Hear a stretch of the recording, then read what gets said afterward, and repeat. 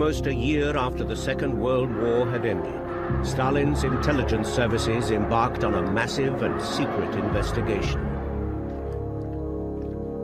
Codenamed Operation Myth, it was subtitled An Investigation into the Disappearance of Adolf Hitler.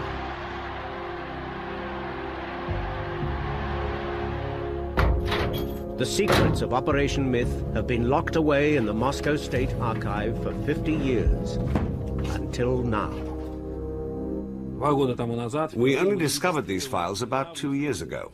Before that, they were so sensitive that their very existence wasn't even recorded here. Operation Myth was sparked by Soviet fears that Hitler might have escaped from Berlin. It began with repeated and brutal interrogations of captured survivors from the Berlin bunker and culminated in a forensic whodunit that led to the discovery of Hitler's skull.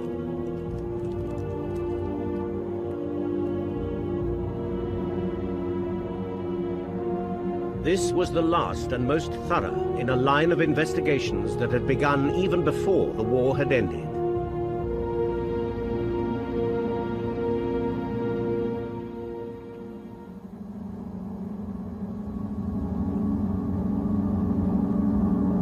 In 1938, Hitler had said, "Give me 10 years, and you'll not recognize Germany again." His timing was only slightly out. This was Berlin in May 1945, torn apart by weeks of bombardment from Allied aircraft and Soviet artillery.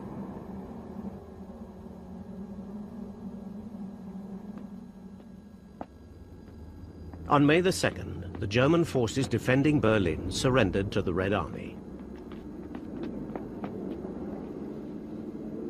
Удивительный день, потому что It was an amazing day, because the thunder had suddenly stopped, the endless thunder of fighting and artillery. The Germans were throwing down their weapons, and many of them were taking off their helmets too, and throwing them on the ground. Then they were lined up into columns. It seemed like the entire Berlin army was there. Очень большое войско.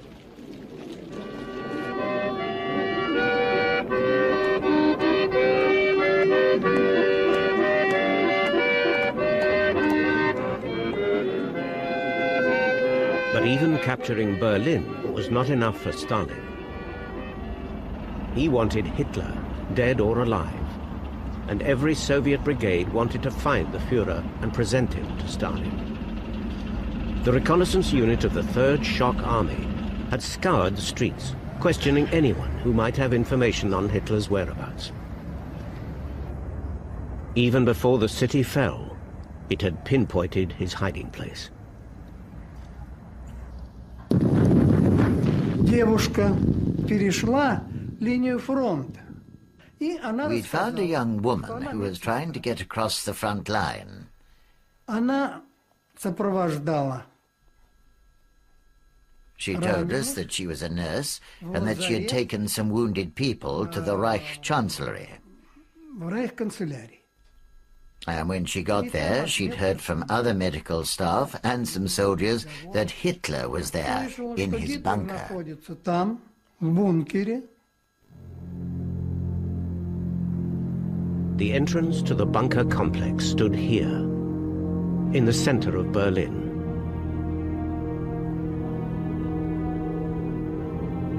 Hitler's quarters were 50 feet below ground, surrounded by a warren of small rooms and narrow corridors that ran under the Potsdamer Platz into the bowels of the Chancellery. These are the last pictures of the bunker, taken just before it was sealed by the East Germans in 1988.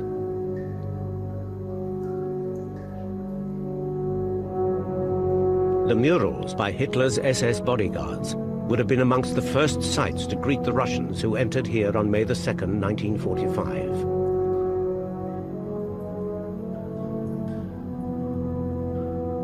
By that time, Soviet intelligence had learnt that several of Hitler's closest advisors, including Nazi Party Secretary Martin Bormann and Propaganda Minister Joseph Goebbels, had been living in the bunker during the last days of the battle. Hitler himself had taken up residence here on January the 17th. This is the last photograph taken of him, standing by the bunker entrance surveying bomb damage.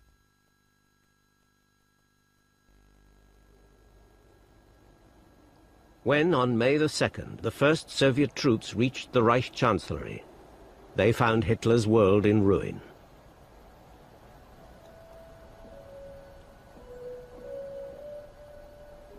Passing through the building to the garden beyond, they arrived at the emergency exit to the bunker. There, on the ground, a few feet away, lay the charred bodies of Joseph Goebbels and his wife, Magda. Their 6 children were later found dead in their beds inside the bunker. They had been poisoned.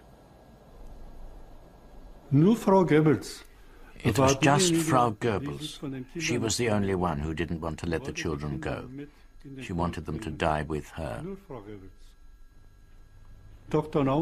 I remember Dr. Naumann telling me that Goebbels himself had wanted the children to be evacuated from Berlin.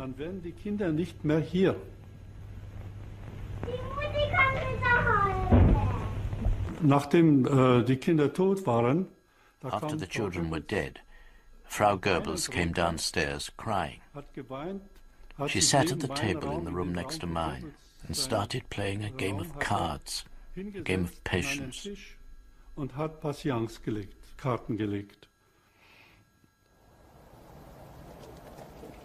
Next to arrive at the Chancellery was the reconnaissance unit of the 3rd Shock Army. They brought with them one of Hitler's former confidants, Admiral Voss, now a Soviet prisoner.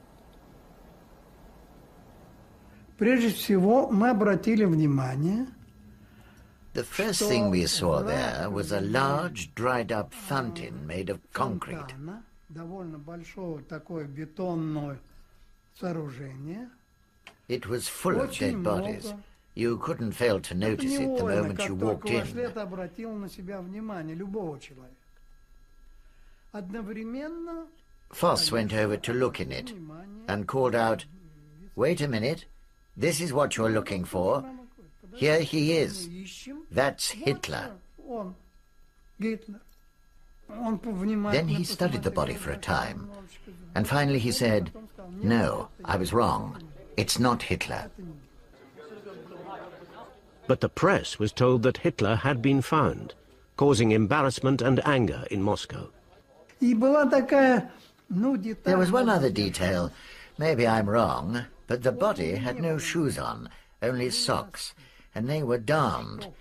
Tell me, would Hitler wear darned socks? Surely not. The following day, the Smersh counterintelligence unit joined the hunt for Hitler in the Chancellery. Like those before them, they made their way to the bunker exit. Один из этих бойцов обратил внимание, это совсем рядом. One of the soldiers noticed that about 3 meters from the bunker doorway, some earth had been disturbed. So they started digging and found 2 badly charred bodies. But they decided it wasn't Hitler, so they simply buried them again. Они решили, что это не Гитлер, и закопали обратно. But the next day, interrogators learned from high-ranking prisoners that the bodies of Hitler and his longtime mistress, Eva Braun, had been burnt before burial. So the 2 charred corpses were exhumed again. Такая масса сгоревшего тела, но с элементами все-таки человеческой. It was all a mass of burnt flesh. There were elements of human form. There was a hand and some other recognizable features. I mean, it was clearly a human being and the body of a man. But I had no wish to examine it in any detail, and the face was unrecognizable. So maybe it was Hitler. So what? But the Smersh unit was worried that another brigade would take the bodies and steal the credit. So the two corpses were bundled into ammunition crates and spirited away. The corpses from the bunker garden were brought to this clinic in Buch, on the outskirts of Berlin.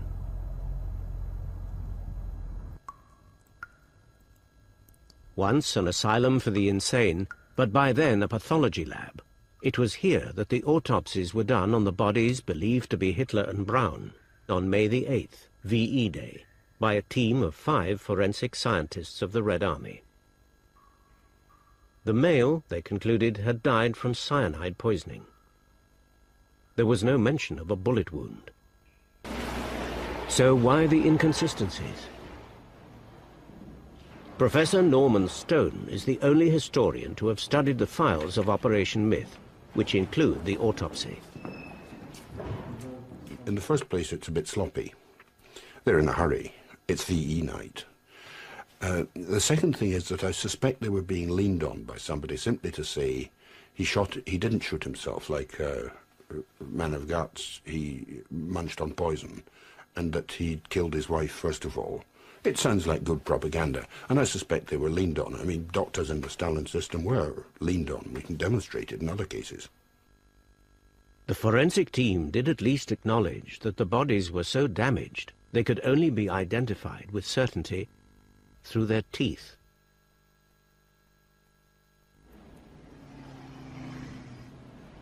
Smersh officers now scoured Berlin for Hitler's dentists.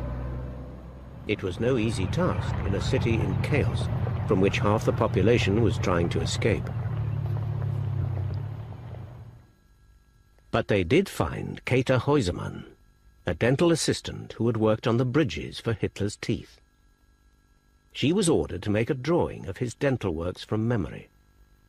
Her sketch almost exactly matched the teeth from the charred body in the bunker garden. Smersh was convinced and planned a major presentation to Stalin.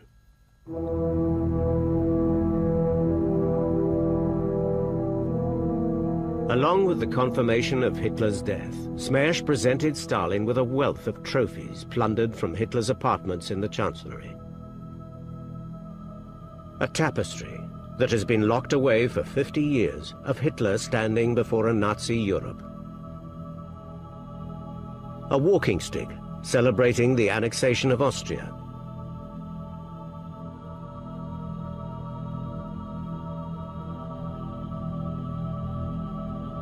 And even a sketchbook of Hitler's simple drawings, dating from 1910 to 1921.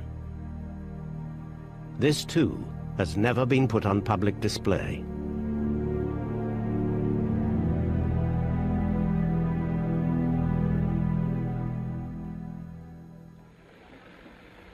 Whether or not Stalin believed the reports of Hitler's death, he certainly did not share them with his Western allies. At the Potsdam Conference in July, he told President Truman that Hitler had not been found and was assumed to be in hiding in the West. For many years, it has been claimed that Stalin was orchestrating a deliberate disinformation campaign. I suspect myself that the reason is much more simple, that they knew that the autopsy they'd made was not altogether right, and that if they had to deliver this bag of bones to the Allies, then there would be a certain amount of discredit to the Soviet Union out of it. I think that's much more likely. After Potsdam, it was the Allies' turn to be embarrassed. Hitler was seen everywhere, from a farm in Denmark to the Pampas in Argentina. The chief of British counterintelligence in Germany, Dick White, resolved to scotch the rumors. He had actually been told by the Russians in Berlin about Hitler's death, so he was astonished when, sometime later, they went into reverse and even accused the British, how seriously I don't know, but actually accused the British of keeping Hitler alive in the British zone for future use against them. And this was an astonishing volte-face, and Dick White told me that he had decided to settle the matter, that one couldn't go on like this. He told me this in September, 4 months after it had all been apparently clear. And he said he was going to have an inquiry, and he asked if I would undertake it. Major Trevor Roper travelled through the wreckage of Germany searching for people who'd escaped the bunker. Some he traced back to their homes. Others he found in prisoner of war camps. Within 8 weeks, he'd completed his mission. His report chronicled the last 10 days in the Berlin bunker, and he had no doubts what had happened to Hitler.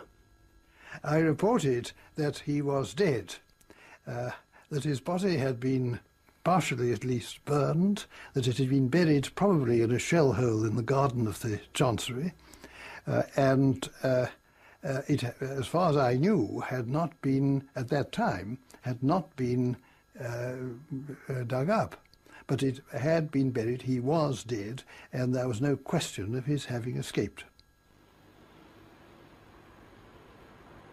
But in Moscow, they were now doubting their own intelligence reports. It wasn't just the autopsy that raised suspicion. The interrogations, too, were discovered to have been less than thorough. There were some very remarkable conflicting statements. Some people said that he'd killed himself on the 29th, other people said it'd been on the 30th. There was an extraordinary story that somebody had shot the corpse. People looked at the burning of the bodies from different angles and pronounced that it had happened in different places in the Reichskanzlei garden, this sort of thing. So there were all sorts of weak spots in the original investigation. Soviet nerves might have been calmed had they been able to re-examine the body. But Hitler's body never reached Moscow. After the autopsies here in Buch, Hitler's and Eva Braun's remains had been taken out of Berlin by the Smersh unit as it moved west with the Third Shock Army. And each time they stopped for the night, they hid the bodies from prying eyes by burying them, often in nearby woods.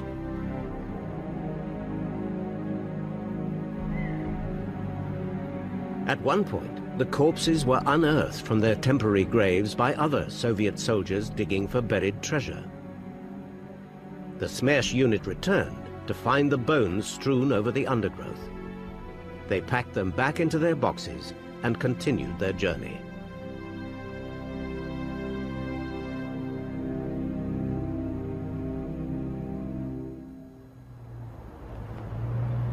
The bodies were finally laid to rest here in Klausener Street in Magdeburg, behind the house at number 36, where Smersh had its East German headquarters. For 25 years, Hitler and Eva Braun lay buried under this puddle in a yard that now belongs to a firm dealing in waste disposal. You see, to transport the bodies to Soviet Union, then it would be known that the bodies are in the Soviet Union. Then we will be then facing the demands from foreign countries, show the bodies where they are, etc., etc. So these sort of inquiries politically were not necessary for us. And then we would be attaching too much importance to what remains from the bodies.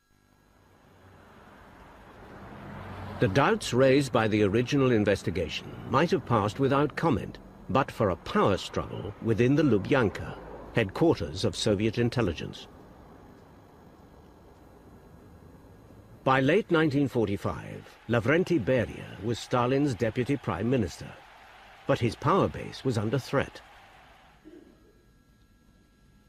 The man most likely to depose him was Viktor Abakumov, who as head of Smersh had been in charge of the investigation into Hitler's whereabouts. It's all a question of competing toads in that security system. If you can get a second investigation going, which looks perfectly regular and straightforward, and you can then demonstrate that Smersh got it wrong, then you're obviously earning a lot of brownie points. Now, if on top of that you're given the huge bonus that Hitler did actually escape from the bunker, then you can turn around to Stalin and say, look, Abakumov has got it completely and totally wrong. In February 1946, Beria ordered a new investigation into Hitler's fate. Operation Myth was underway. Its opening shot was an order for the bodies in Magdeburg to be exhumed and re-examined. But nothing happened. A handwritten letter from a frustrated Soviet official in Berlin testifies that the bodies were not forthcoming, despite a request to Comrade Abakumov. I think it's simply that Abakumov had things to hide. And then, if this body does turn up and the autopsy does turn out to have been wrong, then it doesn't look good for Abakumov, or for the whole Smersh organization. Without the bodies, the investigators turned instead to the eyewitnesses. Survivors from the bunker, now held in Soviet prisoner of war camps, were rounded up and brought here to Butyrska prison in Moscow.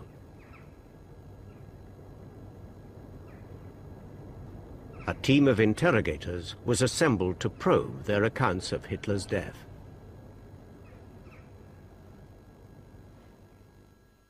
Rochus Misch had run the switchboard in the bunker. He was taken to Butyrska in February 1946. The questions were always the same, over and over, about Hitler, always about Hitler. Yes, whether he was dead, and that it wasn't Hitler who died in the bunker, but somebody else. But I can tell you again and again that it was Hitler, because I had seen him every day for 5 years. I told them, it was him, the corpse was Hitler's. And they always shouted, you're lying, you're lying.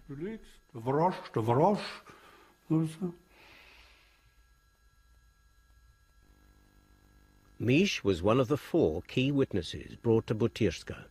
The others were Hitler's adjutant, Otto Günscher, his valet, Heinz Linger, and his personal pilot, Hans Bauer. These were 4 of the men closest to Hitler in the days before he died. Over the winter weeks of early 1946, they were kept in cells whose temperature fell to 20 degrees below freezing. Fed a starvation diet, they were always interrogated at night. And when not being interrogated, they were being tortured.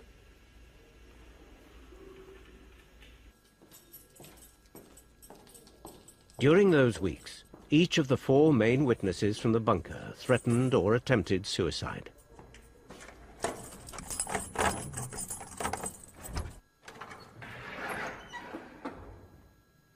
Es war sehr kalt drin. Ich habe mich zusammengerollt wie eine Schnecke, ohne jene Decke. It was so cold there. I curled up like a snail, with no blankets. I just couldn't take any more. I wanted to die. Then I got hold of some paper and wrote to the minister, Beria. I said, I don't want to be beaten to death. I'm a soldier, so I asked to be shot. Ich bin Soldat und ich bitte darum, dass ich erschossen werde. But Beria wanted the prisoners alive. From their testimony, his interrogators would build a unique picture of the last days in the Berlin bunker, providing final proof of Hitler's fate. Much of what follows is taken from those interrogations.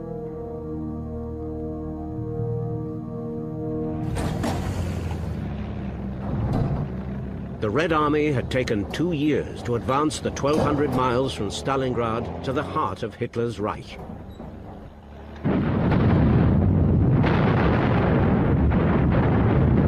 On April the 16th, 1945, it unleashed its opening barrage on Berlin and advanced towards the city.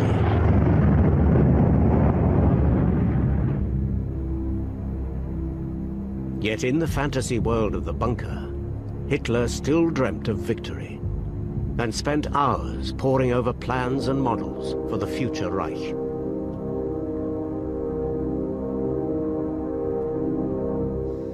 I didn't realize we were so close to defeat. Hitler's pilot, Hans Bauer, was caught up in that fantasy, as he told his cellmate in Moscow, a POW turned informer. the Führer was still busy planning the new Reich. He spent hours examining the models for new buildings intended for Berlin and other places. So we all believed things couldn't really be that bad.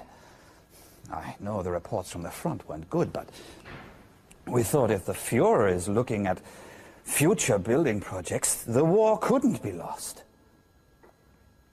We assumed he must have some secret means to win the war. A secret weapon none of us knew anything about, like the atom bomb or some death ray of incredible force.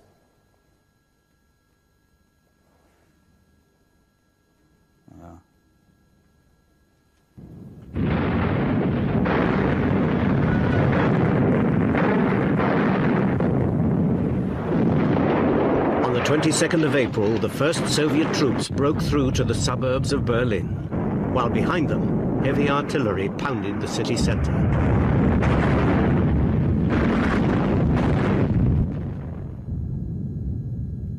In the bunker that morning, Hitler's adjutant, Otto Günscher, was discussing the explosions that could be heard on the Potsdamer Platz above them.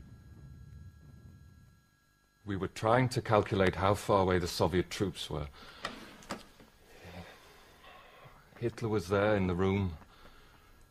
I knew there were large caliber artillery shells. I thought they were being fired from 15 miles away about. Just after that, a military position meeting was convened. General Krebs was very pessimistic. Hitler wanted several armies, including Steiner's army group and 9th Army, to counterattack in the northwest. Krebs made it clear that such a move must fail. Hitler still ordered the counterattack and berated his generals for defeatism. But then, abruptly, he left the room. That was when, for the first time, Hitler acknowledged the military situation was hopeless. He said he would stay in Berlin, even if it meant he'd end up putting a bullet through his own head. Now, he had said that before, but this was the first time that I believed him. By now, Hitler's health was failing fast. He probably had Parkinson's disease. He also suffered from severe stomach cramps, insomnia, and fading eyesight. In the last year of his life, he was prescribed 92 different medicines. Many did more harm than good. Pervitin, an addictive amphetamine. Charcoal tablets containing strychnine. Eye drops with cocaine solution. What was Hitler's health like by that time? Describe his appearance to me. Heinz Linger knew Hitler as well as any. He was his valet.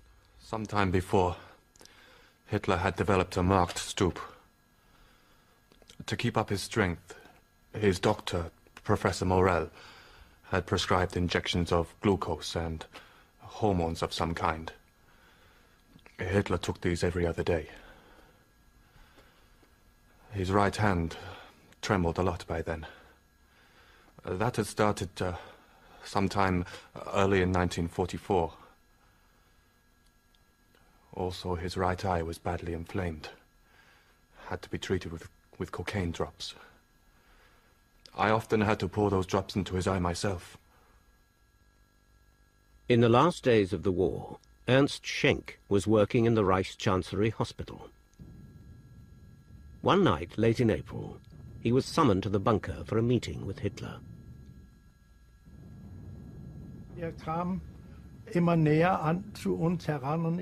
He came nearer and nearer to us.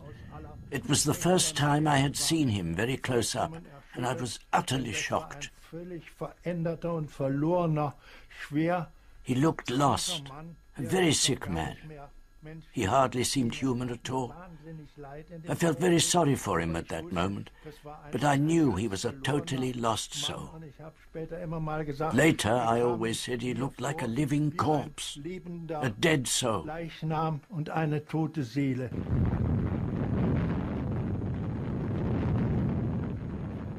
By the 25th, the city was virtually surrounded. Soldiers were deserting in their hundreds.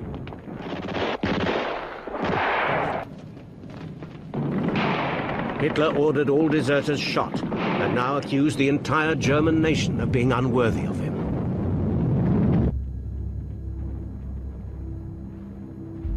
He was more indulgent of his own staff.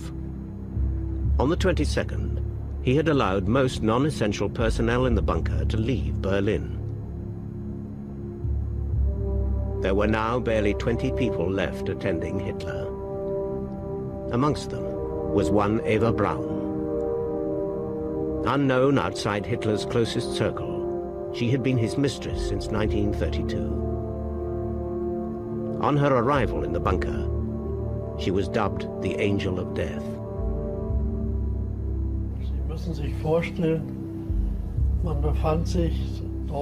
You have to imagine yourself being down in those narrow bunker corridors when suddenly a beautiful, attractive woman appears. For me, that encounter with Eva Braun came as a total shock. Im Laufe eines Gesprächs hatte ich diesen Eindruck durchaus gewonnen,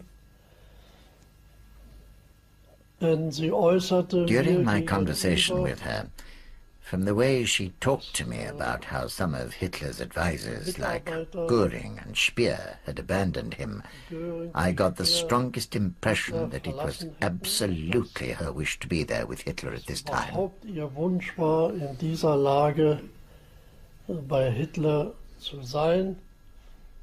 Und sie sagte mir auch ganz Then she said to me quite openly, I have come to Berlin to die at Hitler's side. Gekommen, an der Seite von Hitler zu sterben.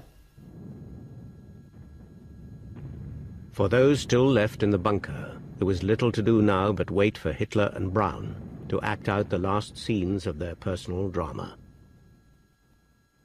Das war alles, wie soll ich denn sagen, wie in einem Betonsarg, das man mit dem Leben abgeschlossen hat. It was like being in a concrete coffin, as if all life had ended. We didn't know whether it was day or night. We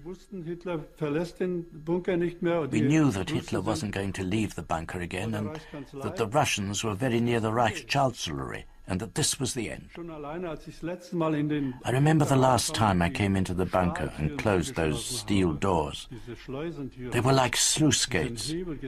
As I pushed on the handle, I thought, now I'm going to die. I'll never leave the bunker again.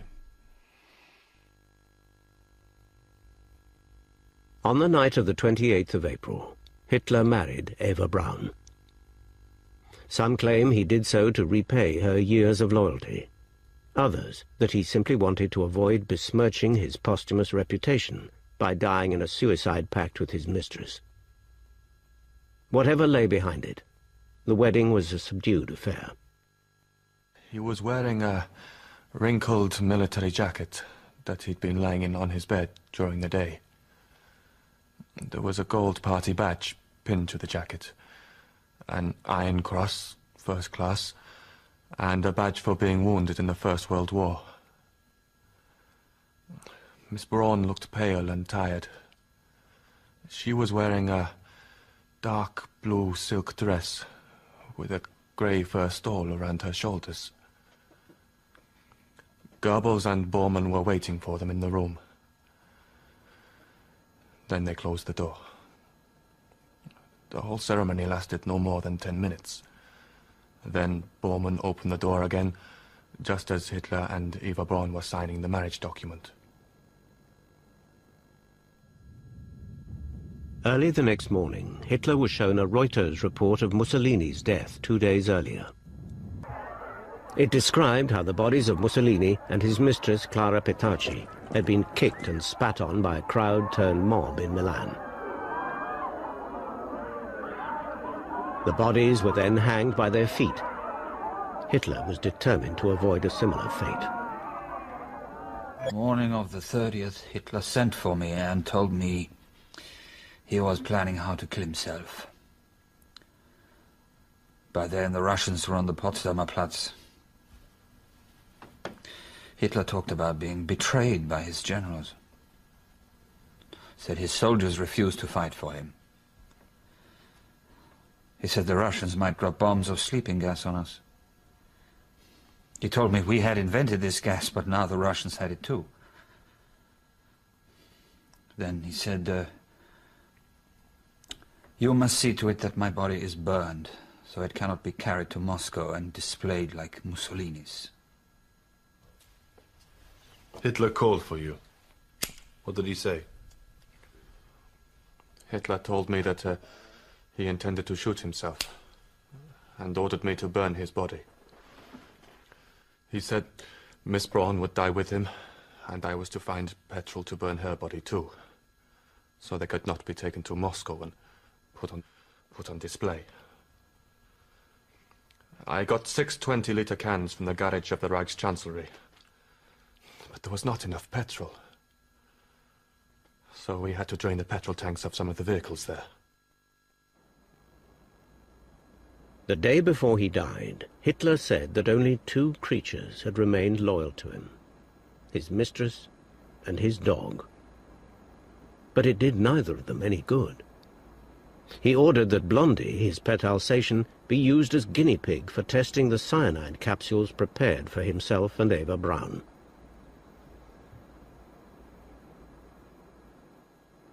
Der Hundebetreuer, Herr Tonner, hat Blondie The dog handler, Herr Tonner, brought Blondie to the toilet opposite my room, and Dr. Stumpfegger came to put her down. I went over and watched, out of morbid curiosity. Dr. Stumpfegger opened the dog's mouth, put something inside, and then pressed the jaws closed, and then Blondie keeled over.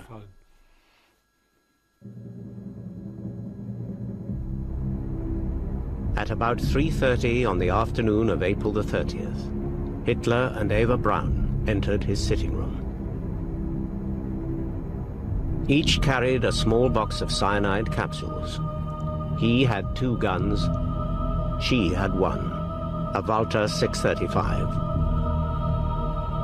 No one saw what happened next, but those who surveyed the scene moments later agree on how they died.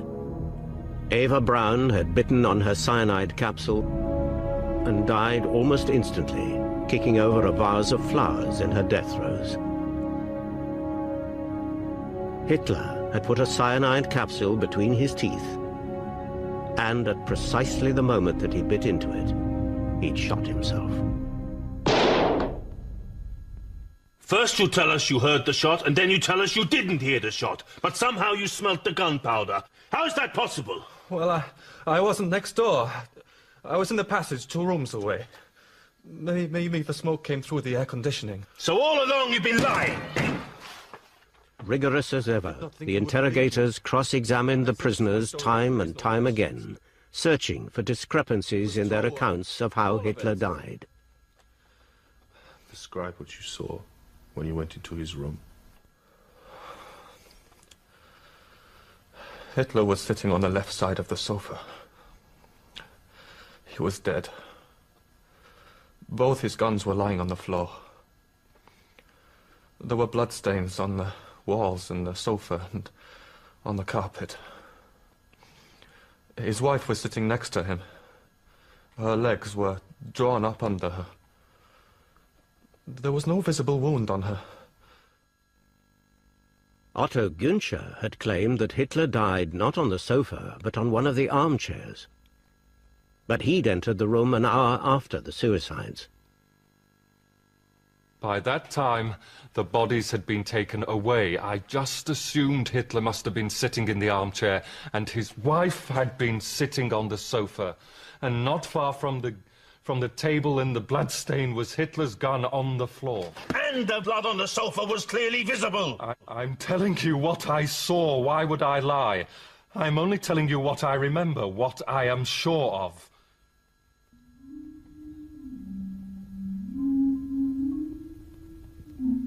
Faced with unshakable eyewitness evidence that Hitler had indeed died in the bunker, the investigators turned to the manner of his death, hoping to prove, as this Soviet film claimed, first, that he had forced Eva Braun to die with him. Ich sterben! Nein!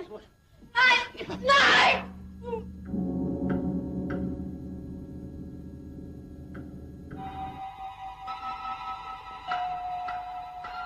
And then, that he had been too cowardly to die like an officer by shooting himself. Inge! Inge!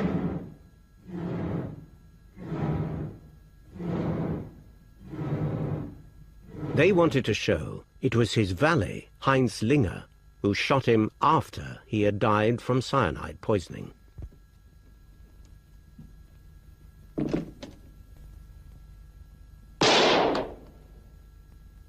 When I went into the room, Hitler was already dead. There was a bloodstain on his right temple. It was clearly visible. That must have been where the bullet went in. You're lying! All of the testimony shows he was shot through the mouth. He couldn't have done that at the same time as taking poison. I did not shoot him. I told you what I saw. There was a mark, a bloodstain. It was there.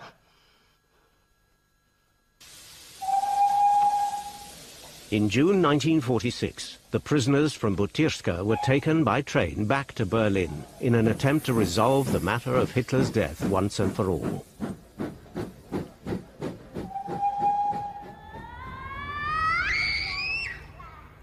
They were brought here. This was the bunker garden where Hitler's body had been burned. Rochus Misch was one of the prisoners brought back to Berlin. His testimony today is the same as he told his interrogators then. It was Hitler who died down there in the bunker. It was no one else. And it was here, at the exit from the bunker. The exit was here, and there was a bomb crater beside it. The bodies of Hitler and Eva Braun were placed here. They were wrapped in blankets, and petrol was poured over them. That happened right here, on this very spot. That's how Hitler was burned. About an hour later, the charred remains of Hitler and Braun were buried at the spot where they had been burned.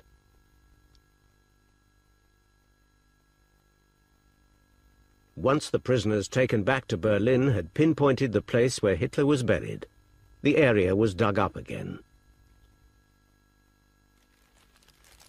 It was then that Operation Myth found its most important new evidence.